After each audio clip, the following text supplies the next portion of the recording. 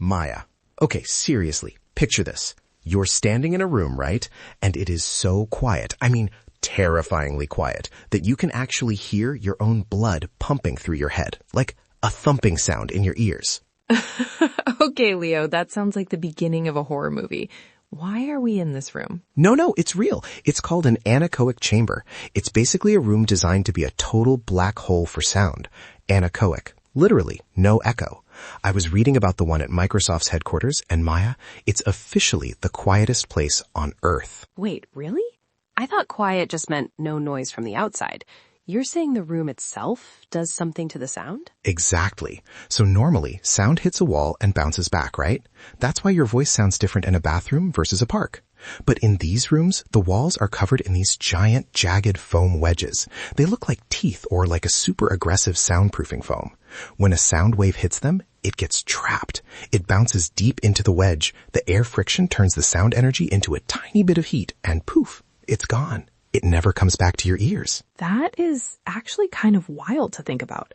So if I screamed in there, I wouldn't hear my own voice echoing? Not even a little bit. It would just drop. It's like your voice is being swallowed by a giant marshmallow. A giant toothy marshmallow. But wait, you said something about hearing your own blood?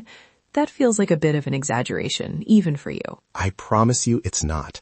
Humans can usually hear things down to about 0 decibels. That's our floor. But the Microsoft chamber, it was measured at minus 20.6 decibels. Wait, back up. How can a noise level be negative? Isn't 0 the bottom? Right? That was my reaction too. But 0 decibels is just the threshold of what a healthy human ear can pick up. It's not the absolute end of sound physics. So because the room is quieter than our ears can even process, your brain starts searching for something to listen to. You hear your heart beating, you hear your lungs. Some people say they can hear their joints grinding when they move. Oh, that is definitely the horror movie part. I think I'd last about 30 seconds before I started panicking. You're not alone. People actually get disoriented. We use echoes to navigate, even if we don't realize it.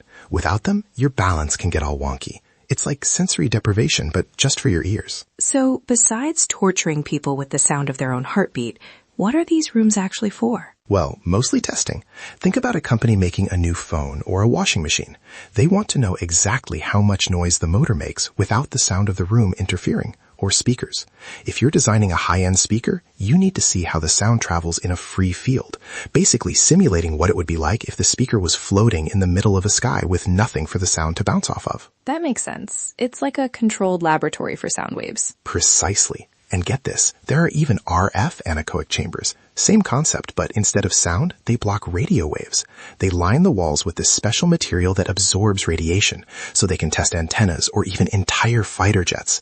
There's a photo of an F-16 sitting in one of these rooms, and it looks like it's inside a giant futuristic geometric cave. A fighter jet? That room must be huge. Oh, they range from the size of a microwave to a literal aircraft hangar. It's all about the wavelength you're trying to catch. It's fascinating how much effort we put into creating, well, nothing. Just pure silence or a total lack of signals.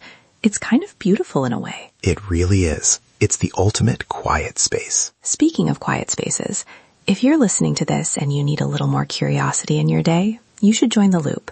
Come back tomorrow for your daily curiosity fix. We'd love to have you back on the porch with us. Nice segue, Maya. Very smooth. I try. So back to the toothy marshmallow room. If someone stayed in there for, say, an hour, would they actually start hallucinating? There's some debate on that. Some people say the silence makes your brain start inventing sounds to fill the void, but most scientists think it's just the sheer weirdness of the physical sensation. Your ears are stretching to hear something, and there's just nothing. It's like trying to see in a pitch-black room. I think I'll stick to the natural quiet of the woods. At least there you have the wind in the trees. Fair enough. But man, the physics of it? Just the idea that we can build a room that eats sound? I find that absolutely fascinating. It is. A little spooky, but fascinating. Stay curious, Leo. Always. See you again soon, everyone.